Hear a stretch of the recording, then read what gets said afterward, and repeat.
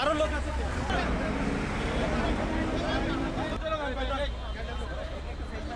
আমি মনে করেন এই গাড়িরই তাকুয়া যে অ্যাক্সিডেন্টটা হইলো, এটার 2-3 গাড়ি পিছনে ছিলাম, বাইক চালাইতেছিলাম। তখন আমি দেখলাম মনে করেন এই ট্রাকটা যে ট্রাকের পিছনে মাইরা দিছে, ট্রাকটা আগে থেকে স্টপ ছিল, দাঁড়ানি ছিল। পরে মনে করেন এটা প্রচুর গতি ছিল, পরে দেখতে মনে করেন কন্ট্রোল করতে পারে নাই, ডাইরেক্ট মনে করেন পিছনে যে মাইরা দিচ্ছে, গাড়িটা দাঁড়ানো ছিল অবস্থায়, এর লিগে মনে করেন সামনে থেকে জিনিসটা বেশি ক্ষতি হয়েছে। 3 জন মারা গেছে অলরেডি, আর বহুত আহত হয়েছে 4-5 জন দেখলাম, খুবই সিরিয়াস অবস্থা।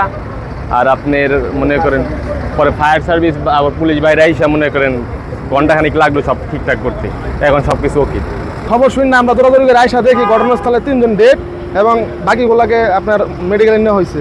পরবর্তীতে ফায়ার সার্ভিস ও পুলিশ এসে তাদেরকে উদ্ধার করে এবং বেপরা গাড়ি চালানোর ফলে সম্পূর্ণ দোষ তাকুয়ার ছিল। এই গাড়িটা এমনিতে মারি খেয়ে সেই জায়গায় যে হেল্পার ঝুলা ছিল, অন্যান্য আরও যারা ছিল ওরা মানে কেউ মাথা ফাইটার রয়েছে, কেউ এই জায়গায় ফাইটার ছিঁড়ে ফেলে রয়েছে, রক্তাক্ত অবস্থায় অনেক নিয়ে গেছে। হেল্পার এই জায়গায় নারী বের করার অবস্থা রাখছিল এই জায়গায়। এমনি তাকুয়া গালি অনেক বিপদ অনেক।